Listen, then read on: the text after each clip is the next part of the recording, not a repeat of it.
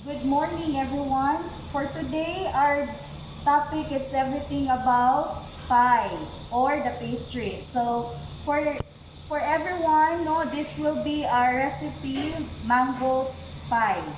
Okay. For the mango pie, is we're going to prepare for a certain crust. So this will be a recipe for the crust. We have water, egg, white sugar, we have vegetable oil and flour, and we have also here our salt to balance the taste of our crust. And then for our filling is we have here our cornstarch diluted with the water, and we have sugar, our mango, chopped mangoes, we have vanilla, and for band wash or for egg wash, we have here our egg whites and our yolks. Okay?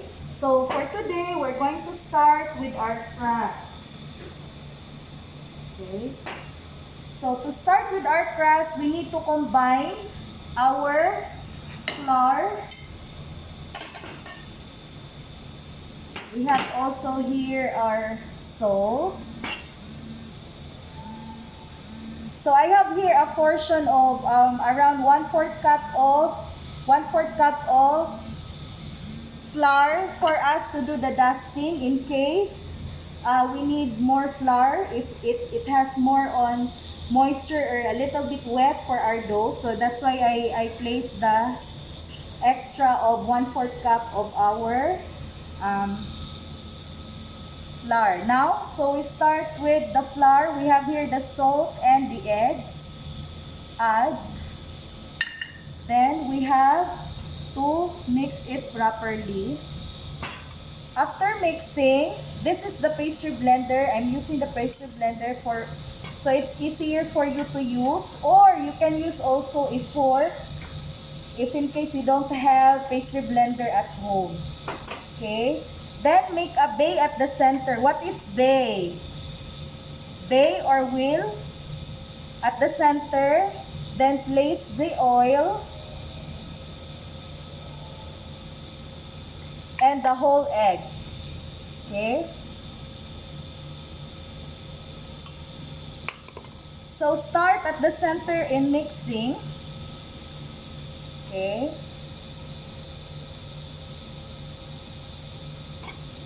Then add gradually the water. Do not add immediately your water because you need to check the consistency. We don't want our dough to get wet, more wet, okay? So this is what you're going to do.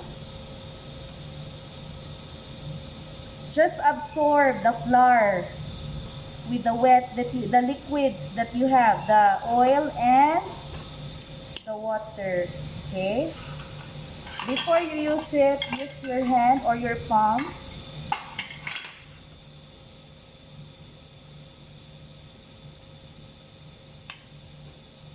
Okay. So this is good. So if you check this kind of consistency already, and you can also use already your hand in kneading the dough. Okay.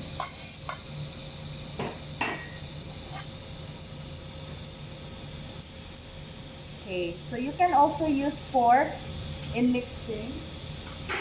And then use your palm in kneading the dough.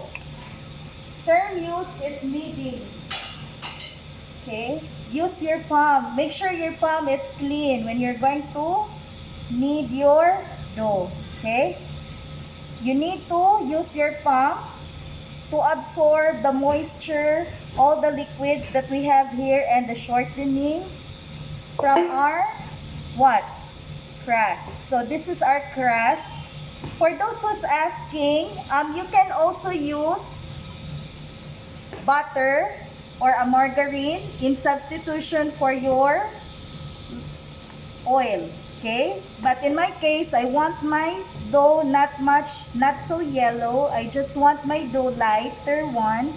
So I use a vegetable oil.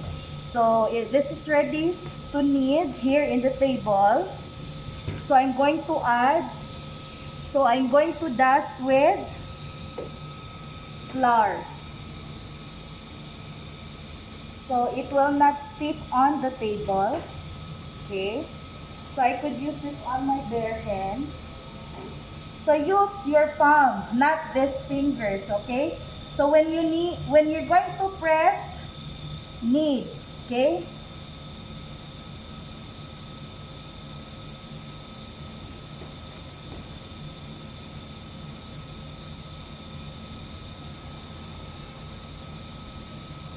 Until all your ingredients mix already. Okay? The body of the dough should be elastic and a bit soft. And make sure all this kind of particles should be mixed properly. If you check it, see, it bounced back. The elasticity of our dough. Okay, so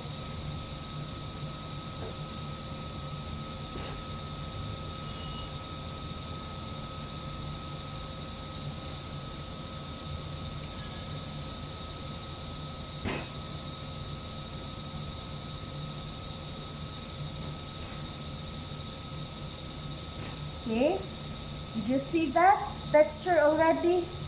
It changed already the texture. Okay, so once you're done with the dough, we are going to set aside this for 30 minutes to 1 hour, okay, to absorb all the ingredients. So we will just leave it first and then we are going to prepare our filling. Okay? So for the filling here, we have the sugar, vanilla, okay?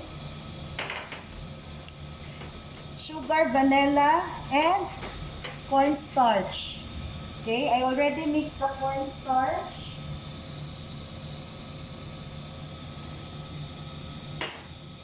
Okay, here. Make sure if you're going to use a burner, if you have a range hood, so make sure you have a range hood at home. If you have a range hood, so you need to turn it on. Okay? Para it's dali siya mo release of heat. Okay, so we're going to start. I'm going to use the non-stick pan.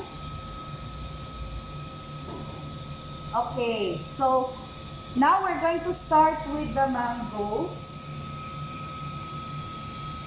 It's very simple in preparing the filling because it's the same with how you prepare your jam, but for the jam is you're only using the sugar and flavoring and the sugar and the vanilla. But for this, I'm adding a little bit of a cornstarch as our binder. Okay?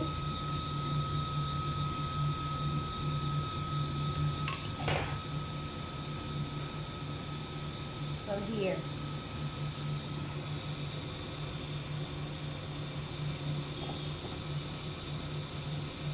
So we are going to wait until it boils a bit. You can see a little bit of the bubbles, then that's the right time that we're going to add on our what? Cornstarch.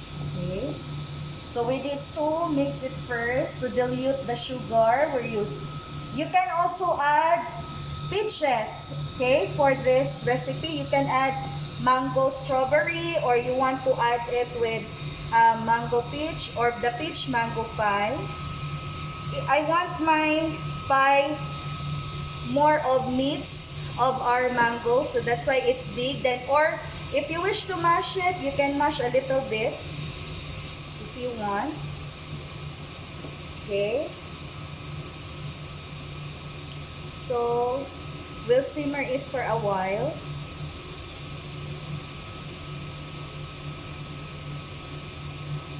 Okay.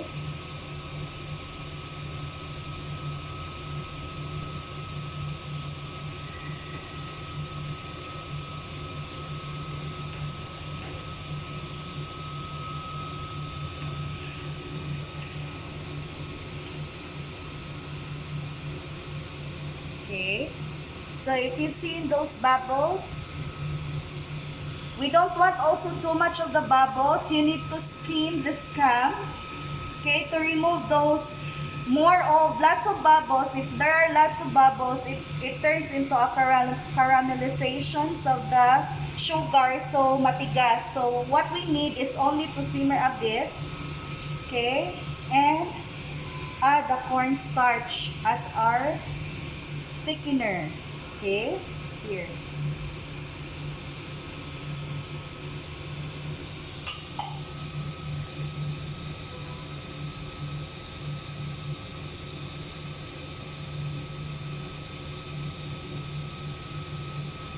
If you notice, it changed already. It turns into a little bit sticky.